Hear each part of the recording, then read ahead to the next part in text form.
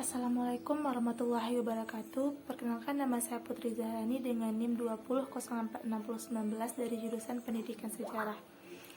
Di sini saya membuat video menjawab pertanyaan dari soal ujian akhir semester dengan mata kuliah Sejarah Indonesia Baru 1. Baiklah, pertanyaan pertama. Mengapa setelah masuknya bangsa barat ke Indonesia malah menjadi memporak-porandakan keadaan Nusantara yang sebelumnya baik-baik saja menjadi seperti masuk ke dalam era kegelapan? Baiklah, jawaban saya. Awal mula masuknya bangsa barat ke Indonesia itu dilatar belakangi karena terjadinya kehancuran Konstantinopel, evolusi industri, dan juga meruntuhnya kekaisaran Romawi. Disitulah mulailah bangsa barat ini datang ke Indonesia atau ke Nusantara dengan tujuan yaitu ingin mengambil rempah-rempah yang ada di Indonesia. Sedangkan setelah bangsa barat masuk ke Nusantara dan mereka telah mengambil rempah-rempah yang ada di Nusantara dan memanfaatkannya untuk perekonomian mereka, mereka tidak merasa puas. Jadi mereka mulailah untuk melanjutkan tujuannya, yaitu ingin menguasai daerah-daerah yang punya rempah-rempah di Indonesia seperti Maluku dan lain sebagainya. Dan setelah mereka ingin menguasai daerah-daerah tersebut, lalu bangsa Belanda ini memberikan kebijakannya untuk negara Indonesia, untuk masyarakat Nusantara, seperti mereka mulai membangun basis militer atas nama Belanda di Nusantara, dan juga bangsa barat ini juga ikut campur terhadap politik dan juga pemerintahan yang ada di Nusantara. Itulah yang menyebabkan Nusantara pada saat masuknya bangsa barat itu menjadi negara yang seperti masuk ke era yang kegelapan gitu, karena bangsa barat berusaha untuk menguasai Nusantara dan seperti melakukan sebuah penjajahan. Pertanyaan nomor 2, yaitu apa saja strategi yang dilakukan oleh VOC untuk menanamkan kekuasaannya di Nusantara? Strategi yang dilakukan VOC, pertama, VOC berusaha untuk memonopoli perdagangan yang ada di Nusantara.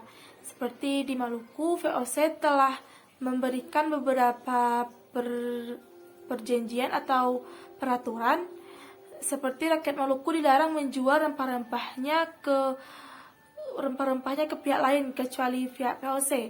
Jadi rakyat Maluku hanya boleh menjualkan rempah-rempahnya ke pihak VOC saja, dilarang untuk memberikan rempah-rempahnya ke pihak lain.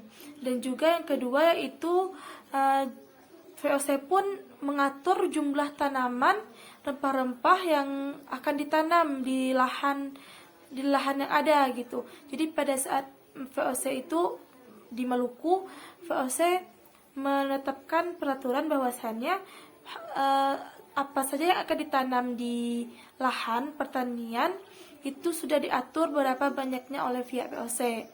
Yang kedua yaitu VOC juga memberikan kebijakan seperti kontingenten, yaitu pembayaran pajak terhadap VOC. Jadi masyarakat Indonesia itu pada saat itu diminta untuk memberikan pajak lahan atau pajak hasil pertanian mereka kepada VOC. Yang ketiga yaitu adanya hak ekstipasi.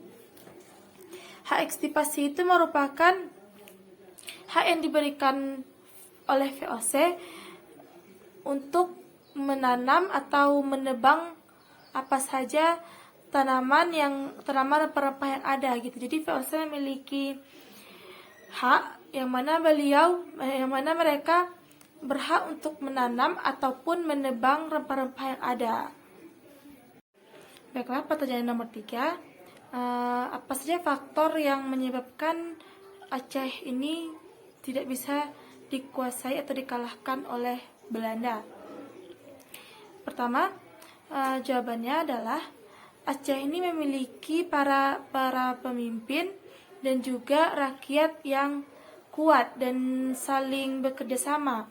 Jadi pada saat terjadinya penyerangan oleh Belanda, pasukan Aceh yang terdiri dari Ule Balang, para ulama dan juga rakyat bekerja sama untuk melawan perlawanan yang datang dari Belanda, dan juga sehingga pasukan Aceh berhasil membunuh seorang jenderal JHR Kah Kohler yang wafat di tangan pasukan Aceh. Jadi karena saking bekerja sama atau saking kuatnya para pasukan Aceh yang memiliki sifat saling tolong menolong atau kerjasama, atau dengan kekompakan mereka bisa mengalahkan atau membunuh salah seorang jenderal dari Belanda yang bernama JHR Kohler. Selain itu ada juga faktor alamnya.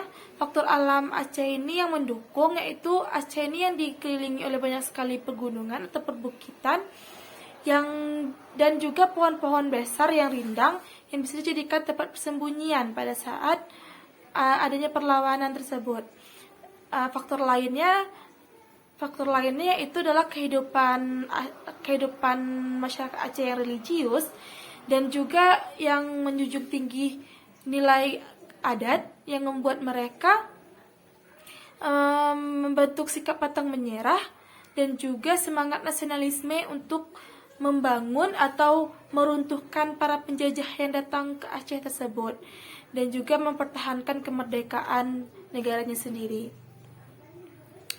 Salah satu lagi yaitu faktor sosialnya. Aceh ini memiliki faktor sosial masyarakat yang sangat tidak percaya akan janji-janji yang diberikan oleh Belanda. Hal itulah yang menyebabkan susahnya atau hebatnya Aceh ini untuk tidak memasukkan Belanda ke wilayahnya, karena mereka tidak percaya akan janji-janji yang telah diberikan Belanda, sehingga mereka hanya percaya akan masyarakatnya sendiri, akan kekuatannya sendiri tanpa bantuan dari luar seperti Belanda yang ingin memberikan janji-janjinya. Mereka tidak percaya akan itu semua. Untuk pertanyaan nomor 4, yaitu apa saja nilai-nilai yang bisa kita ambil dari proses peradaban Islam di Nusantara sampai dengan keruntuhannya. Hal yang dapat saya ambil yaitu dalam proses peradaban Islam di Nusantara itu lebih memfokuskan atau lebih banyak melalui perkembangan ilmu pendidikan. Dapat kita lihat seperti para wali songo dulu menyebarkan agama Islam itu melalui proses pendidikan, seperti adanya pendidikan tasawuf, pendidikan yang dilakukan di masjid-masjid atau di surau-surau. Hal itulah yang dapat kita ambil hikmahnya, karena dapat kita lihat sampai saat ini pendidikan di Nusantara masih berkembang pesat sampai saat ini.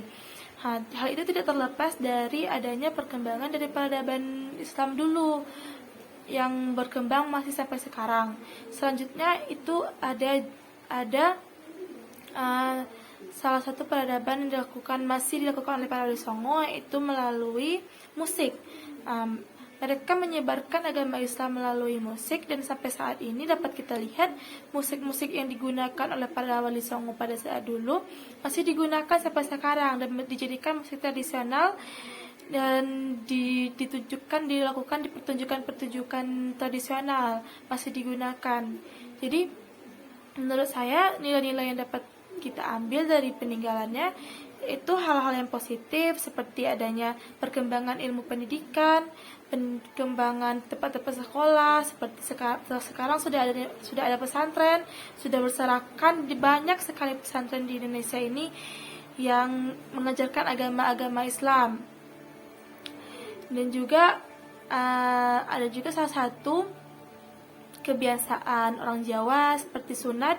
Sunat itu dulunya merupakan adat di Jawa, Sedangkan sekarang pada saat ini masih digunakan, masih dilaksanakan untuk masyarakat Jawa. Tidak hanya orang Islam saja yang melakukan proses sunat, melainkan orang-orang yang non-muslim pun tapi yang beradat Jawa melakukan prosesi sunat seperti itu.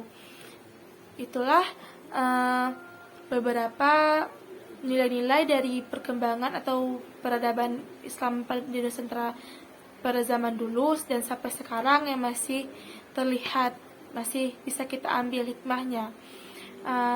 Sekianlah jawaban dari ujian saya pada hari ini. Jika ada salah dan jangkalnya, kepada Allah saya minta ampun, dan kepada ibu saya minta maaf, dan kepada teman-teman yang menonton saya minta maaf, dan buat dikoreksi di kolom komentar. Saya akhiri dengan Assalamualaikum warahmatullahi wabarakatuh.